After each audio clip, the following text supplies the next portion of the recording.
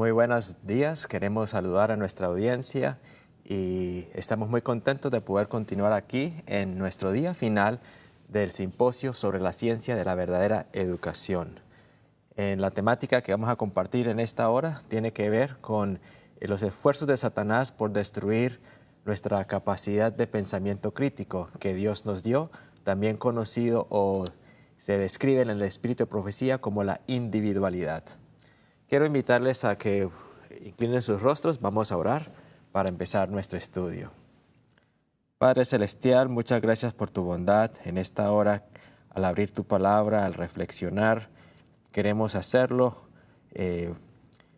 influenciados por el Espíritu Santo. Así que invitamos tu presencia en nuestro medio, en el nombre de Jesús. Amén.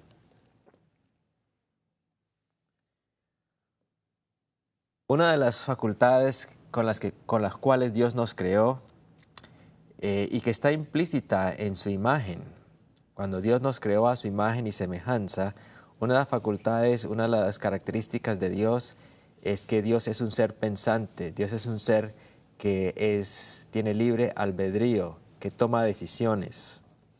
Y con este pensamiento en mente quiero invitarles a abrir las Escrituras. Vamos a leer el pasaje central de nuestro estudio en esta mañana. Génesis capítulo 1 y versículo 27. Génesis 1, 27. Y creó Dios al hombre a su imagen de Dios lo creó, varón y hembra los creó.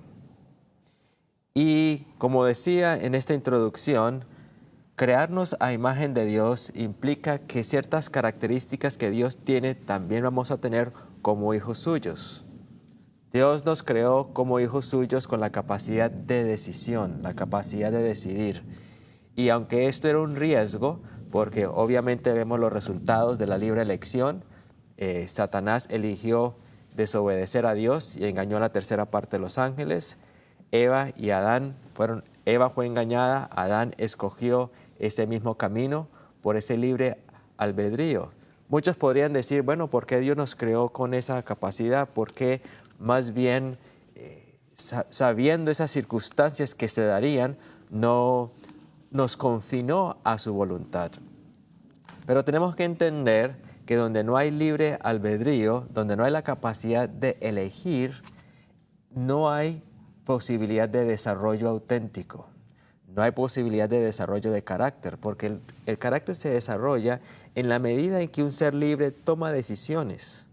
Y esa toma de decisiones va forjando hábitos, y los hábitos forman un carácter, que es la definición de lo que una persona es. Aún más, Dios nos creó a su imagen y Dios es amor.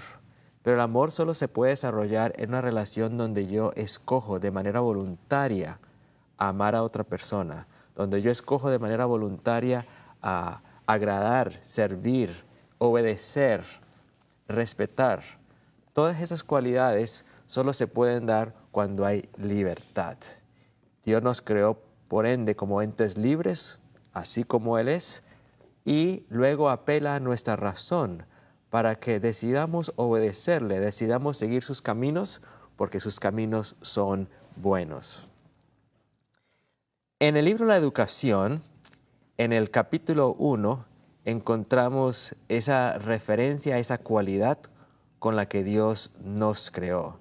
Y quiero referirme brevemente a la primera parte de esa cita y luego vamos a tomarla renglón tras renglón para desglosarla en esta presentación. Y dice así la página 16 del libro de la Educación: todo ser humano creado a la imagen de Dios está dotado de una facultad semejante a la del Creador, la individualidad, la facultad de pensar y hacer. Los hombres en quienes se desarrolla esta facultad son los que llevan responsabilidades, los que dirigen empresas, los que influyen sobre el carácter. Esta cita va a ser la base de nuestro estudio y juntamente con el pasaje de las Escrituras de Génesis 1, 27. Ahora bien, quiero contarles una historia, una anécdota que puede servir para ilustrar la necesidad de ejercer el pensamiento crítico. Pero antes de contar esa historia, quiero hacer una aclaración. Pensamiento crítico no es simplemente una actitud de crítica. Pensamiento crítico es un término académico que se refiere a la capacidad de analizar, de evaluar, de sintetizar, de sacar conclusiones y evaluar esas conclusiones y compararlas con las conclusiones que otras personas han sacado. Es esa facultad que Dios nos ha dado.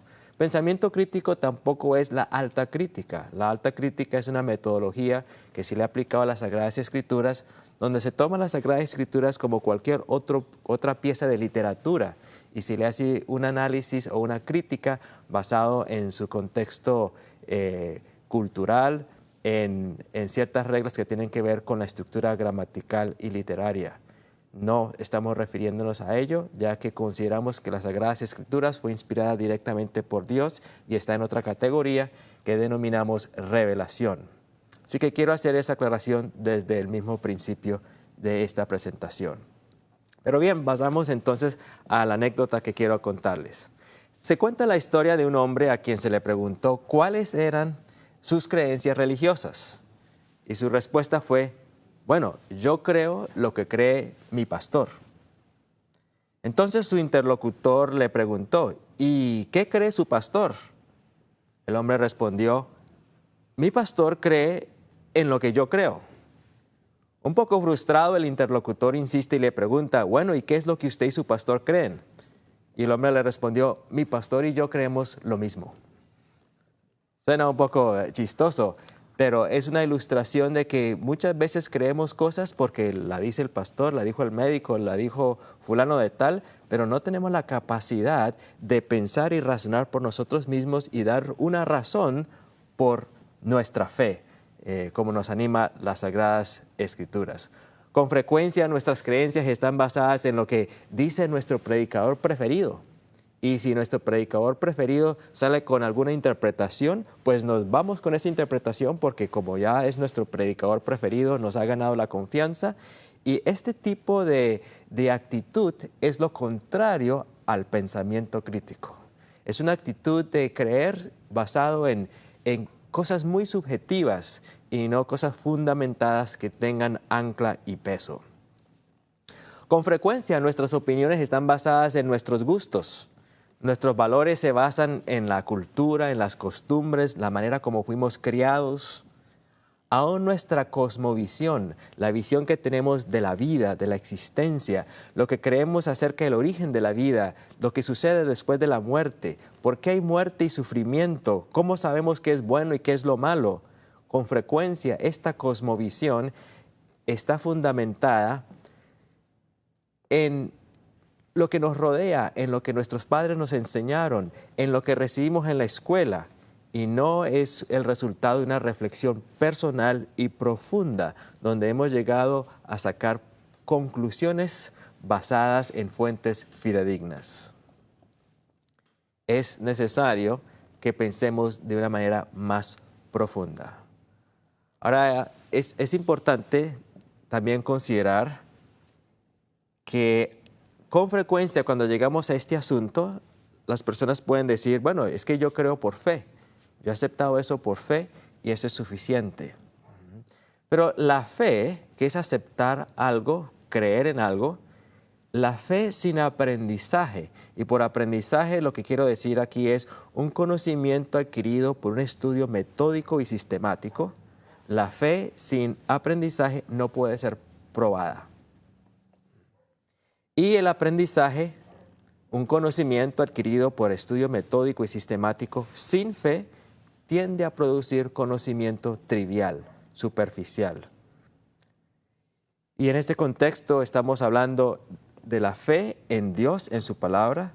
La fe en la palabra de Dios debe ir acompañada por un conocimiento adquirido por un estudio metódico y sistemático.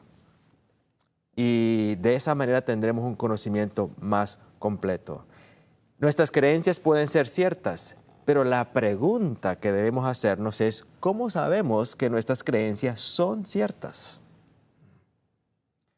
El educador y filósofo norteamericano John Dewey definió el pensamiento crítico de la siguiente manera, aunque él le daba otra definición. otro nombre, mejor dicho, al pensamiento crítico, pero así lo definió él. La consideración activa, persistente y cuidadosa. Vuelvo a leerlo. La consideración activa, persistente y cuidadosa de una creencia o supuesta forma de conocimiento, a la luz de los fundamentos que la sustentan y las conclusiones posteriores a las que tiende. Vale la pena pensar un poco en esta definición, porque constantemente somos confrontados por creencias en sí, como adventistas del séptimo día, como cristianos que creemos en la Biblia. Hay una serie de conclusiones, de doctrinas que abrazamos de nuestro estudio de las Sagradas Escrituras. Hay creencias que tenemos en diferentes campos del saber, en la salud, en tantos campos tenemos opiniones y creencias. Pero cada vez que nosotros analizamos una creencia, deberíamos hacerlo como una consideración activa, persistente y cuidadosa de esa creencia o esa supuesta forma de conocimiento a la luz de los fundamentos sobre los cuales esa creencia está basada. Y también analizando las conclusiones y las consecuencias que ese tipo de creencia van a producir. Entonces aquí está la creencia, pongámosla aquí en la mitad. Demos un ejemplo sencillo. Yo creo que la Tierra es redonda. Bueno, quizás ese no es un ejemplo tan sencillo, ¿sí? ¿Cuál es la base para esa creencia? ¿Sobre qué fundamento, sobre qué está establecida esa creencia mía?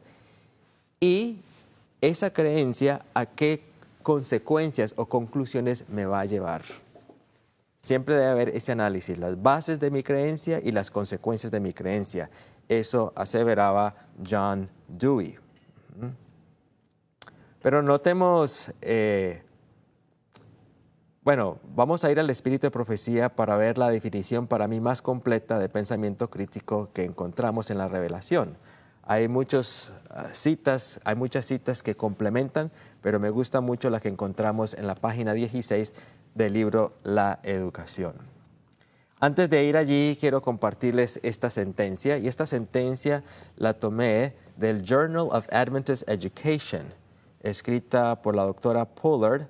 Ella trabaja en la Universidad de Oakwood, y en un artículo que ella escribió titulado Pensamiento crítico, la Biblia y el cristiano. Pensamiento crítico, la Biblia y el cristiano. Ella asevera que en una cosmovisión que dice que la fe es uno de los absolutos para la vida del cristiano, en ese tipo de cosmovisión, la fe en lo invisible puede coexistir con la razón. La fe en lo invisible puede coexistir con la razón. Y nosotros como cristianos creemos en eso, que la fe en el invisible no contradice la razón. Algo que sí debemos aclarar es, nunca vamos a colocar la razón por encima de la revelación, pero Dios nos da la razón, el uso de la razón, para que podamos comprender que su verdad es algo racional, es algo que apela al sentido común. Hay leyes de causa-efecto, y esas evidencias nos permiten aumentar nuestra confianza en lo que Él ha dicho, de manera que las cosas que no entendemos por nuestra limitación como seres humanos, nos apoyamos en esas creencias porque hay otras creencias que claramente han sido establecidas y demostradas. Voy a darles un ejemplo. Nosotros creemos en la segunda venida de Cristo y tenemos bases históricas fidedignas para ello. Primero que todo, tenemos las profecías del Antiguo Testamento que se cumplieron al pie de la letra con la venida de Jesucristo cuando vino aquí a este mundo. Hoy en día tenemos todas las evidencias históricas, arqueológicas. El mundo está inundado de evidencia de que Jesucristo sí vino, sí vivió en este mundo, y de hecho hasta el calendario está dividido, ¿cierto? Antes de Cristo y después de Cristo. Hay demasiada evidencia.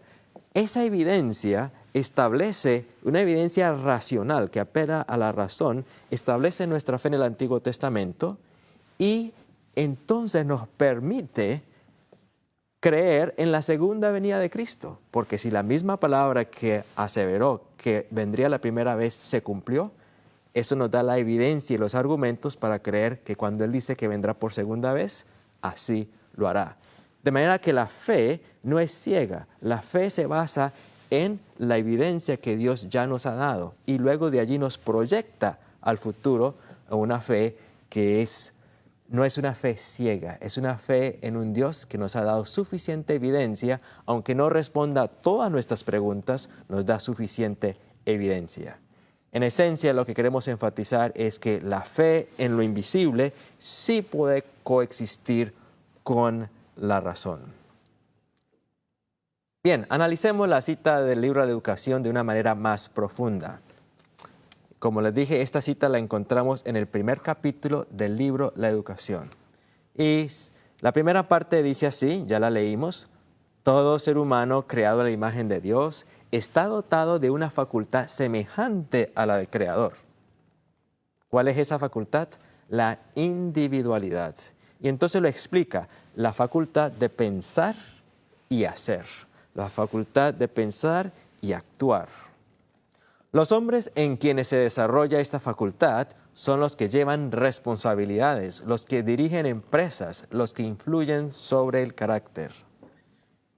Seguidamente añade, la obra de la verdadera educación consiste en desarrollar esta facultad.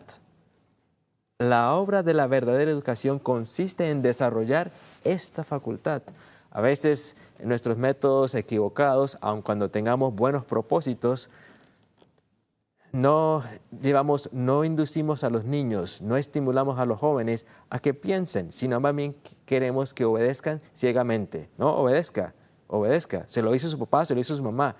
Y si bien deben obedecer, Dios no invita a los padres a que llamen a sus hijos a una obediencia que no se base en la razón. Tengan el diálogo, expliquen. No estamos queriendo decir que los hijos se les deba estimular a unas objeciones irrespetuosas, pero los padres sí deben invitar a los hijos y los maestros a los alumnos a entender y a pensar de causa a efecto, basados en las leyes y los principios que Dios ha dado, para que ellos puedan llegar y sacar sus conclusiones que realmente es justo, es bueno, es lo debido, es lo apropiado. Incluyendo cuando se va a disciplinar, que nos aconseja el Espíritu de Profecía, y no traje esa cita aquí, no vine preparado para compartirla. Que los padres deben orar con los hijos, luego hacerles ver de causa a efecto por qué su comportamiento fue indebido, de manera que cuando ya llegan a aplicarles el castigo, ha pasado un proceso donde la hija ha sido llevada a una reflexión de su conducta frente a los principios, frente a las instrucciones y por qué entonces deben haber consecuencias. Esto de una manera sencilla es un proceso de pensamiento crítico, de análisis que el padre y la madre están haciendo con el hijo. De esa manera la disciplina no se ve como algo arbitrario, algo impulsivo, sino que es algo consecuente, Bien, sí que la obra de la verdadera educación consiste, y podríamos aclarar esto, incluye el desarrollo de esta facultad. Educar a los jóvenes para que sean pensadores y no meros reflectores de los pensamientos de otros hombres. Pensadores y no meros reflectores. Con frecuencia cuando damos clases, el profesor, el maestro está transmitiendo información, transmitiendo contenido. El que escribe un libro transmite contenido y se espera que el que lo está recibiendo pasivamente debe simplemente aceptarlo, creerlo. El método de Dios es más profundo. El método de Dios es llevarnos a reflexionar, es llevarnos a las bases para que por medio de la observación nos induzca a llegar a conclusiones nosotros mismos. Fíjese que en el mismo Génesis capítulo 2, Dios, en vez de poner a Adán a memorizarse los nombres de los animales que Él ya les ha puesto, le dice a Adán, analízalos, obsérvalos y saca conclusiones y tú dale nombres a los animales. ¿Quién creen ustedes que sería la persona más capacitada para darle nombres a los animales? ¿Dios que los creó o Adán que simplemente es otra criatura? Pues el que los creó es el más capacitado para darle el nombre al producto.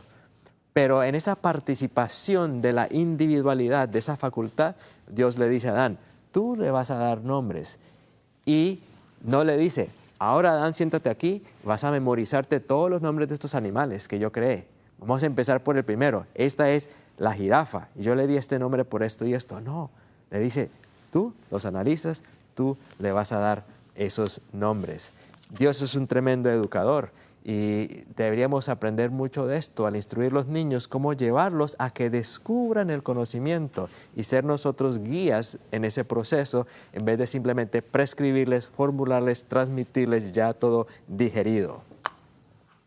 Educarlos para que sean pensadores y no meros reflectores de los pensamientos de otros hombres. Este sistema educativo no se va a apoyar tanto en la memoria. Si bien es importante memorizar ciertas cosas, es importante memorizar pasajes de la Escritura, pero ese no debe ser el enfoque único de la educación. La memoria debe ser ejercitada de una manera discreta, de una manera sucinta, en lo que realmente vale la pena memorizar, y lo demás deben ser más bien procesos de pensamiento para que el joven pueda llegar y sacar las conclusiones que necesita sacar.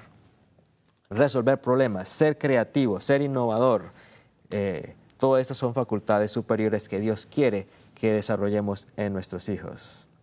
Sigue diciendo la cita del libro La Educación, en vez de restringir su estudio a lo que los hombres han dicho o escrito, los estudiantes tienen que ser dirigidos a las fuentes de la verdad.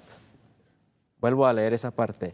En vez de restringir su estudio a lo que los hombres han dicho o qué más, o escrito, los estudiantes tienen que ser dirigidos a las fuentes de la verdad. Y voy a darles un ejemplo. Y en este simposio hemos hablado de eso. Con frecuencia, cualquiera de ustedes que están allí oyendo, viéndonos, lee un libro, alguien le da un libro sobre Madison, por dar un ejemplo, y usted lo lee y entonces, contrario al consejo que nos da la inspiración, nos restringimos a lo que los hombres han dicho o escrito. Esto dice este libro, eso debe ser verdad. ¿Qué dice la inspiración? Los estudiantes tienen que ser dirigidos a las fuentes de la verdad. Entonces, cuando dice las fuentes de la verdad, usted toma un libro y bueno, ese libro que me está contando esa información, ¿de dónde sacaron la información ellos? Bueno, averigüe, mire la bibliografía, mire a ver en qué está sustentada, de dónde sacaron esa información, verifique esas fuentes. Verifique si además de esas fuentes no hay otras fuentes disponibles. Y no simplemente acepte lo que el primero dice, sino que vaya a las fuentes primarias. Las fuentes primarias. Si yo escribo un libro sobre la historia de, ¿cómo podríamos decir? Si yo escribo un libro acerca de la historia de Heartland, este libro tendría cierta credibilidad, especialmente en lo que atañe a los últimos 11 años, que son los años en que yo estaba allí dirigiendo esta institución. Pero en lo que se respecta a los años previos a cuando yo llegué a esa institución, mi información no va a ser primaria, va a ser secundaria. Sería más fidedigno ir a los que vivieron durante ese tiempo y hicieron parte de la institución. Y no solo eso, sino que al ir a esas fuentes no es bueno solamente escuchar a uno de los fundadores. ¿A quién hay que escuchar?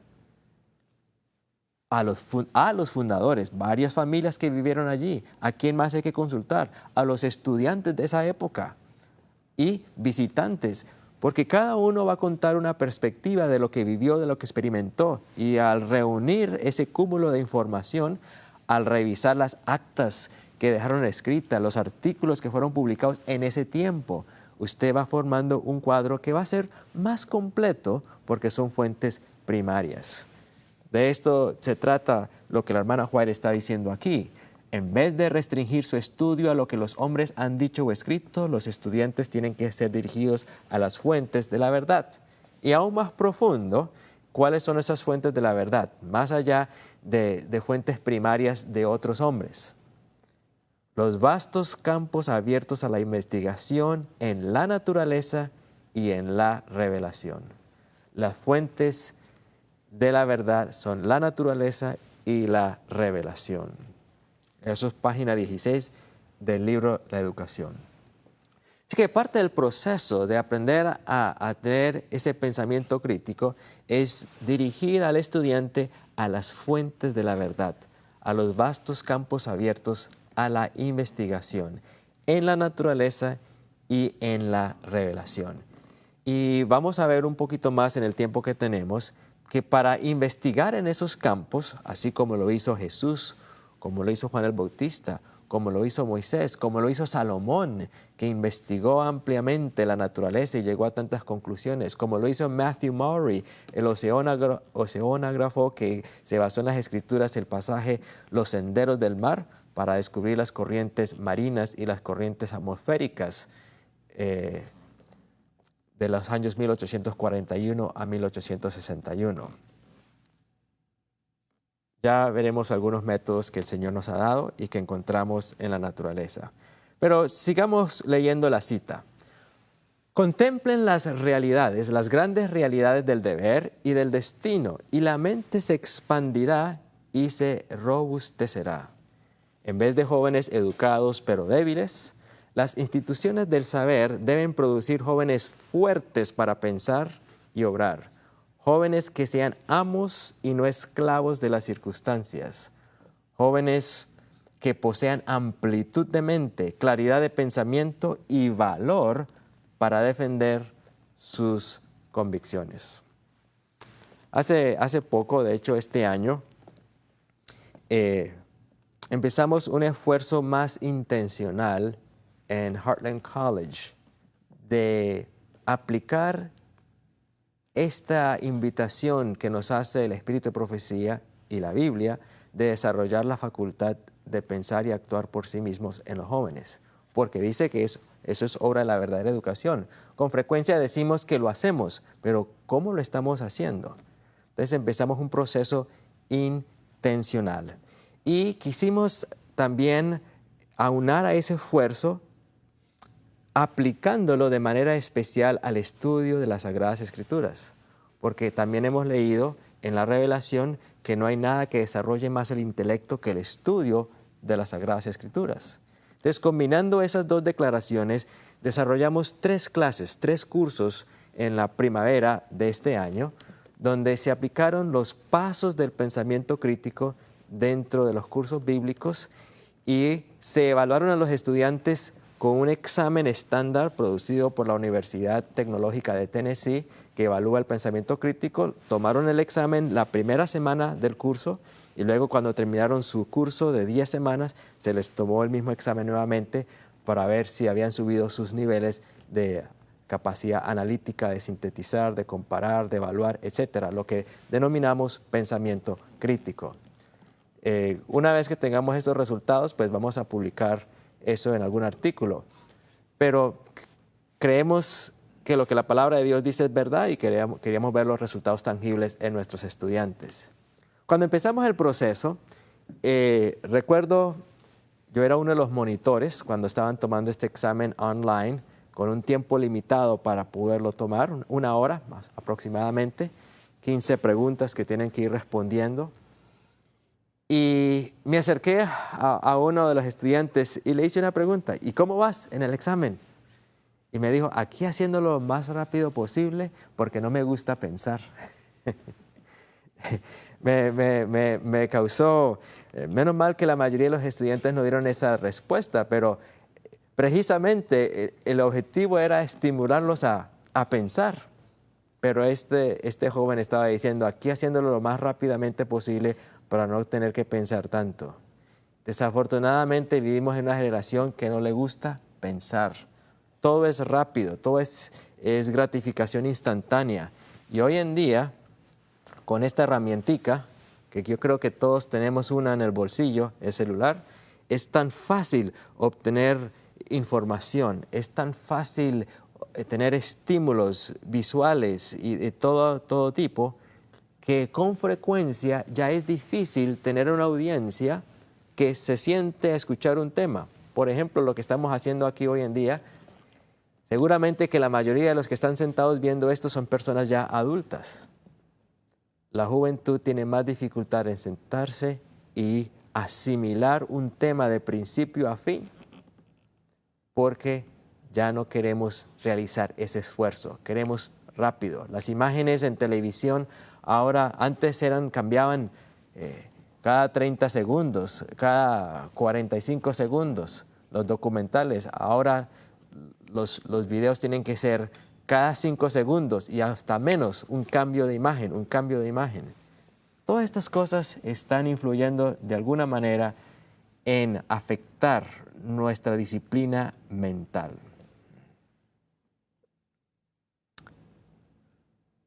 En Isaías capítulo 1 y versículo 18 vemos una invitación que Dios hace. Venid pues, dice Jehová, razonemos juntos. Dios apela a la razón basado en la verdad. Y fíjese el resto del contexto de esa invitación que encontramos en Isaías capítulo 1. Vamos a ir a ese pasaje y leerlo. Venid luego, dice Jehová, y estemos a cuenta. Si vuestros pecados fueren como la grana, como la nieve serán emblanquecidos. Si fueren rojos como el carmesí, vendrán a ser como blanca lana. Si quisiereis y oyereis, comeréis el bien de la tierra. Si no quisiereis y fuereis rebeldes, seréis consumidos a espada, porque la boca de Jehová lo ha dicho. Fíjese que este discurso que empieza el Señor lo inicia con venid luego, dice Jehová, y estemos a cuenta. Otras versiones bíblicas dicen razonemos juntos. En inglés dice come, let us reason together. Y empieza un proceso de llevarlos a reflexionar, a analizar, a evaluar y sacar conclusiones basados en lo que Dios ha dicho. Pensar profundamente requiere esfuerzo y requiere disciplina. Como decíamos previamente, cómo desarrollar esos hábitos en nuestros niños, en nuestros jóvenes, es un gran reto. Hace algunos años estaba en Brasil y tuve la oportunidad de escuchar un educador adventista que estaba compartiendo en una convocación, en un congreso. Me llamó la atención el ejemplo que él compartió de cómo educaba él y su esposa a sus hijos. Y quiero compartir eso con ustedes. Dijo, aplicando los principios del espíritu de profecía de una manera muy práctica en sus niños, entonces llegaba a las siguientes áreas y nos dio dos ejemplos, el vestir y la alimentación. ¿Hay principios sobre la alimentación? Sí. ¿Hay principios sobre el vestir? Sí. ¿Cómo en estas áreas enseñarle a los hijos a tener parámetros, a aplicar principios y aún así ejercer la elección, la facultad de decisión? Muchos padres por muchos años simplemente dicen, póngase lo que quiera. Hoy en día, mijito, ¿qué quiere? ¿Qué quiere? ¿Quiere esto a la hora de comer? ¿O qué quiere cuando es a la hora de vestir? Ese es un extremo. El otro extremo es padres bien prescriptivos. Esto es lo que se va a comer. Esto es lo que se va a vestir. Con esto es que se va a vestir. Si bien hay una época en que el bebé tienen que vestirlo y no tiene uso de la razón, a medida que se van desarrollando sus facultades, debe haber un proceso paulatino de desarrollo de la individualidad, que es un principio de la verdadera educación. Entonces, en este hogar lo hacían de la siguiente manera, que me pareció muy interesante. A medida que los niños iban creciendo y llegando a una edad de uso más claro de la razón y de capacidad de tomar decisiones, entonces llegaba la hora del vestir y entonces la madre le indicaba a la niña, ya le había enseñado los principios, estos vestidos que están en esta parte de tu closet son los vestidos aptos para el sábado. ¿Sí? Y hay ciertos parámetros, porque eran aptos para el sábado, aptos para la adoración a Dios, la reverencia, el decoro, la modestia, ante la presencia de Dios debemos ir vestidos de una manera especial. Vemos esos principios en las Sagradas Escrituras. Entonces le decía a la niña, de los vestidos que tienes allí, escoge el que te quieres colocar para ir a la iglesia. Le da la opción de escoger dentro de parámetros definidos. Y la niña iba ejerciendo esa facultad. Cuando llegaban a la hora de comer, me pareció muy interesante el método de ellos. Cada uno de nosotros puede aplicarlo diferente. Recuerden que la aplicación es diferente, pero los principios son los mismos. La aplicación era de esta manera. Llegaban a la hora de comer y los padres sabían que sus hijos necesitaban una dieta balanceada y nutritiva. Por ende, en su capacidad socioeconómica, supongo yo, tenían la capacidad de, cuando iba la madre a desarrollar el menú, cuando los padres iban a desarrollar el menú para la comida siguiente, le daban la opción a los hijos a escoger, pero escoger dentro de parámetros. ¿Qué verduras quieres para el almuerzo? ¿Quieres espinaca? ¿Quieres brócoli? ¿Quieres coles? Y les daban a escoger de las verdes, de las amarillas, pero no les obligaban a comerse la espinaca, pero debían escoger una verdura de entre las verdes, las que tenían más clorofila, las que tenían ciertos fitoquímicos por esos colores. Ahora deben escoger de estas otras verduras y así les daban la opción de escoger dentro de categorías, de manera que los hijos estaban tomando decisiones basadas en principios, pero a la vez dándoles una opción de ejercer su libre albedrío. Me pareció muy interesante esa metodología. Y nos compartían que a medida que sus hijos iban creciendo a mayores edades, cada vez les iban dando más opciones de decisión. Recuerdo una ocasión en que mi padre me estaba amonestando, y en su afán por educarme bien, pues aplicó diferentes métodos. Pero en cierta ocasión él me decía, él me dijo, no estás preparado para ir a cierto ambiente social, no estás. Y yo ya creo que tenía 18 años de edad o 19, me dijo, no estás preparado para ir a ese ambiente social. Y entonces yo le contesté y le dije, si no estoy preparado para ir a ese ambiente social, quiere decir, padre, que no me educaste bien. Porque si a esta edad no sé comportarme en ese medio social, entonces fracasó el modelo educativo. Y él se sonrió, quedó como, no esperaba que yo le hiciera le hiciera esa reflexión. Y luego entonces le añadí y le conté le creé como una pequeña ilustración. Le dije, el padre es el barco grande y el hijo es el barquito pequeño o el bote salvavidas. Al principio está sujeto al barco totalmente, cuando es bebé, está amarrado al barco. A medida que va creciendo, pues entonces ya pone el botecito al agua y tiene un lazo, una soga, una cuerda del barco grande al barco pequeño. A medida que va pasando el tiempo le va aflojando cuerda y en algún momento ya la cuerda se suelta y ya ese barco está guiándose por principios, tiene su capitán, pero ese es un proceso paulatino. Le compartí eso en algún lugar, lo había leído. Pero básicamente así nos creó Dios. Dios nos creó con el libre albedrío, nos dio principios y Él se goza en vernos tomar decisiones basadas en esos principios. Hemos visto extremos en los que han caído muchos hermanos. Recuerdo una vez una situación donde unos hermanos con buena intención, y ha sucedido en muchos otros lugares, llegaron a la conclusión de que Dios debe prescribir el deber aún en los detalles más pequeños. Entonces la hermana llegaba en la mañana y oraba y decía, Señor, muéstrame qué debo cocinar hoy. ¿Cocino lentejas o cocino garbanzos? ¿O cocino caraotas o frijoles? Bueno, ¿y cuál hago? Y ella decía que oraba y Dios le mostraba qué hacer.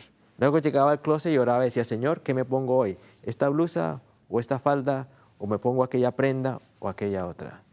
Y su enseñanza tuvo mucho auge y hubo personas que empezaron a caer en este tipo de actitud, que básicamente es caer en un extremo que podemos denominar un misticismo, que no corresponde a esa facultad con la que Dios nos creó, no corresponde con la verdadera educación.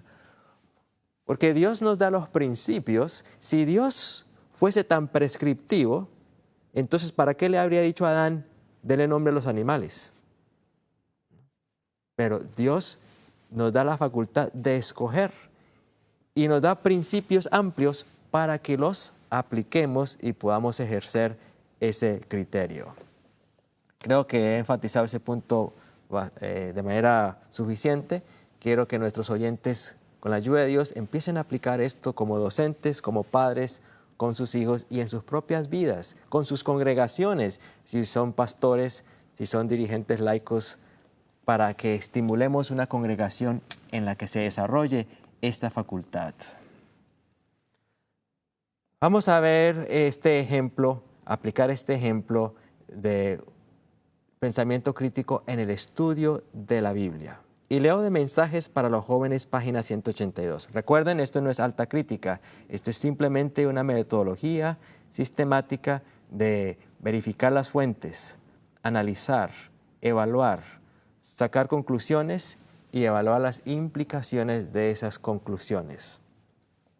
Dice Mensajes para los Jóvenes, página 182, escudriñad las Escrituras porque pensáis que en ellas tenéis la vida eterna. Escudriñar significa buscar diligentemente algo que se ha perdido. Investiguen los tesoros escondidos en la palabra de Dios. No pueden pasar sin ellos. Estudien los pasajes difíciles, comparando versículo con versículo, y hallarán que la Escritura es la llave que abre la Escritura. Aquí es una invitación a escudriñar, no simplemente leer, escudriñar las Escrituras. Y veamos esto a la luz de los siguientes principios, de aprender a pensar y actuar por nosotros mismos y seguir estos principios en el estudio, en el escudriñamiento. La página 171 del libro de la educación dice, la Biblia es su propio intérprete. La Biblia es su propio intérprete. Debe compararse texto con texto. El estudiante ha de aprender a considerar la Biblia como un todo y ver la relación que existe entre sus partes. Bueno, este párrafo tiene muchas cosas y eso sería para otro tema. Pero lo que quiero que veamos es que al tomar las Sagradas Escrituras, que es el libro que mejor puede desarrollar el intelecto, hay un sistema de estudio que la misma revelación nos da para realizarlo. Primer principio, la Biblia es su propio intérprete. Muy bien, si la Biblia es su propio intérprete, ¿cómo descubrimos los principios, los criterios dentro de las Sagradas Escrituras para poder interpretar la Biblia? Eso requiere un proceso de análisis. Entonces sigue y nos da el siguiente paso. Debe compararse texto con texto. Si estamos estudiando un determinado tema, ¿qué debemos hacer? Tomar los pasajes bíblicos que hablan de ese tema y comparar texto con texto. El estudiante ha de aprender a considerar la Biblia como un todo y ver la relación que existe entre sus partes. Un estudio sistemático de las Escrituras al abordar cualquier tema. Aún más, dice, tiene que adquirir el conocimiento de su gran tema central. El gran tema central de las Escrituras, ¿cuál es? El plan de la salvación, el Evangelio eterno. Al estudiar las Escrituras tenemos que hacerlo en relación con su tema central. Del propósito original de Dios hacia el mundo. Si lo hacemos a la luz del propósito original de Dios hacia el mundo, eso nos va a dar un referente más claro, porque después, una vez que se introduce el pecado, hay muchos cambios en las circunstancias y tenemos que analizar esos cambios a la luz del plan original de Dios antes del pecado. Del comienzo de la gran controversia y de la obra de la redención. Nos está dando un contexto apropiado para poder estudiar y escudriñar las Escrituras. Necesita comprender la naturaleza de los principios que luchan por la supremacía. ¿Cuáles son estos principios que luchan por la supremacía? El amor abnegado y el egoísmo, representados en el cordero y representados en el dragón. Aprender a rastrear su obra, la de estos dos principios antagónicos, a través de las crónicas de la historia y la profecía, hasta la gran culminación, hasta su gran culminación. Debe verificar cómo interviene este conflicto en todos los aspectos de la vida humana, cómo en su mismo caso, todo acto de la vida revela uno u otro de estos dos motivos antagónicos. Y cómo consciente o inconscientemente ahora mismo está decidiendo en qué lado de la contienda se va a encontrar. Asombroso cómo en este párrafo encontramos tantos parámetros, tantos pasos para que nuestro estudio de las Sagradas Escrituras, al entender el texto, tengamos las herramientas apropiadas y al hacer la aplicación en nuestras vidas, también tengamos las herramientas y los principios adecuados. Un estudio así, wow, el desarrollo del intelecto con la humildad y pidiendo la ayuda del Espíritu Santo, no solo desarrolla el intelecto, sino que nos pone en comunión con Dios y nos abre las puertas del conocimiento de su voluntad. James Davis, un teólogo que propuso cómo desarrollar el pensamiento crítico o aplicar el pensamiento crítico al estudiar la Biblia, y nuevamente hago la aclaración, no es la alta crítica a lo que me estoy refiriendo, dio los siguientes pasos.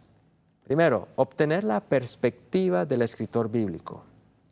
Estamos leyendo una de las epístolas paulinas. ¿Cuál es la perspectiva del escritor bíblico? Segundo, interpretar en el contexto histórico del pasaje. Interpretar en el contexto histórico del pasaje. Tercero, distinguir el lenguaje sencillo o literal del lenguaje simbólico. Si un pasaje está escrito en lenguaje simbólico, pues para poder encontrar su significado hay que encontrar otros pasajes bíblicos donde nos dé la definición de qué representa ese símbolo, porque la Escritura misma es su propio intérprete. Y cuando el lenguaje es literal, entonces sabemos que no hay que buscarle otra interpretación. Separar la interpretación de la aplicación. Con frecuencia, cuando estudiamos las Escrituras, hacemos aplicaciones sin haber hecho la interpretación primero. La interpretación es entender lo que el texto me está diciendo. La aplicación es qué lección saco de allí que pueda aplicar a mi vida. Considerar el tipo de literatura. ¿Es literatura poética? ¿Es una biografía? ¿Es un mandato? ¿Es un relato de lo que está sucediendo en la vida de otro? Debemos considerar el tipo de literatura que se está utilizando por ese escritor bíblico. Y bueno, estos son simplemente algunas pautas que vemos aquí. Antes de ello leímos lo que el Espíritu de Profecía nos dice y simplemente estamos viendo una metodología de investigación que está basada en pautas claras que debemos de seguir. Noten que Mensajes para los Jóvenes dice lo siguiente en la página 183.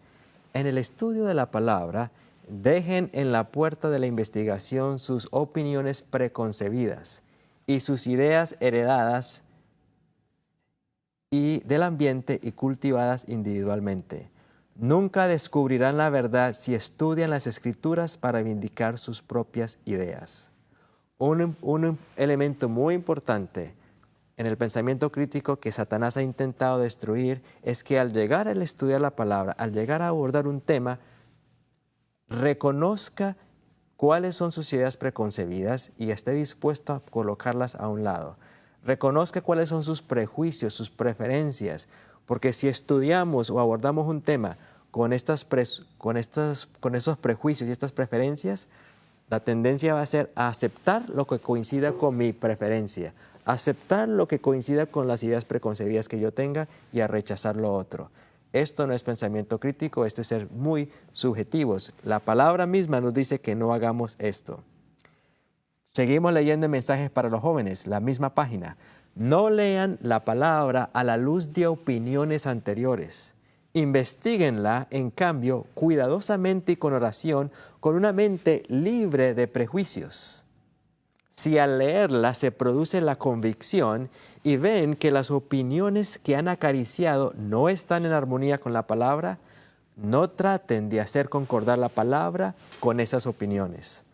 Hagan concordar sus opiniones con la palabra. No permitan que lo que han creído o practicado en lo pasado gobierne el entendimiento. Abran los ojos de su mente para contemplar las maravillas en la ley. Descubran lo que está escrito y después afirmen sus pies en la roca eterna. En esencia, hermanos, ese es otro principio del pensamiento crítico que Dios quiere que desarrollemos y lo vemos como lo explicó en su propia palabra. Vamos a ir ya cerrando este tema y quiero resumir algunos puntos que hemos resaltado en esta presentación. Hay ciertas estructuras fundamentales del pensamiento, de la razón, que es muy útil plasmarlas como preguntas. Al abordar un tema, una pregunta, un problema, debemos hacernos las siguientes preguntas que pueden ser útiles. ¿Cuál es mi propósito? ¿Qué es lo que yo estoy procurando lograr con esto que quiero hacer, con este tema que quiero entender, con esta pregunta que me está enfrentando? ¿Cuál es mi propósito? ¿Mi propósito es defender una opinión que tengo? ¿Mi propósito es descubrir la verdad? ¿Mi propósito es ayudar a otros? ¿Cuál es su propósito? Porque muchas veces la motivación va a crear un prejuicio, una subjetividad que va a nublar mi proceso de razonamiento y mis conclusiones. Así que pregúntese, ¿cuál es mi propósito cuando se está abordando cualquier tema? Segundo, ¿qué pregunta estoy tratando de responder? ¿Qué pregunta estoy tratando de responder? La siguiente pregunta, ¿qué datos o información necesito? Para abordar este problema, para resolver esta pregunta que tengo, ¿qué datos o información necesito? Y de paso, cuando hablamos de qué datos o información necesito, otra pregunta muy importante es, ¿qué información y qué datos son fidedignos para ese tipo de estudio que usted está realizando? ¿Qué fuentes son confiables para eso? Porque usted simplemente se pone a Google y busca cosas en Internet, ahí le va a salir de todo. Tiene que saber cómo encontrar las fuentes que son fiables. Y sobre todo, entendemos que la revelación y la naturaleza son las fuentes primarias del conocimiento. Otro punto, ¿a qué conclusiones puedo llegar basado en esa información? ¿A qué conclusiones puedo llegar? Y una vez que llegas a esas conclusiones, la siguiente pregunta es, ¿cuáles son las implicaciones y consecuencias de estas conclusiones a las cuales he llegado por el estudio de esa información fidedigna que he recopilado en mi esfuerzo por encontrar la respuesta a esa pregunta que tengo? También, ¿cuáles son los principios, las leyes, las teorías, los axiomas que tienen que ver con este tema con el cual estoy escudriñando? Y otro punto importante, apreciados hermanos, ¿qué suposiciones estoy haciendo? Muchas veces al construir el conocimiento hay suposiciones que tenemos. Algunas suposiciones son buenas porque están basadas en un escrito que Dios ha dicho, pero otras suposiciones simplemente no tienen base alguna. Y finalmente, ¿cuál es mi punto de vista? Preciados hermanos, recordemos que Eva, Satanás la engañó porque la llevó a confiar en sus sentidos y la llevó a un razonamiento que no estaba basado en la palabra de Dios. Y en los tiempos finales, Satanás lo intentará nuevamente. El Señor permita afianzar nuestro conocimiento en la palabra de Dios.